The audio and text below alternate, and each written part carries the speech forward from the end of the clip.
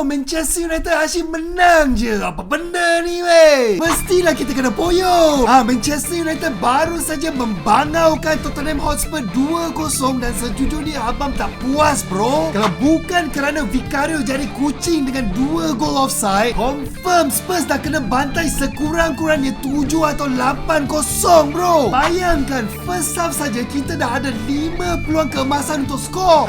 Aku tak nak dengar alasan guna voucher kad merah. Siapa suruh Romero buat benda bingai?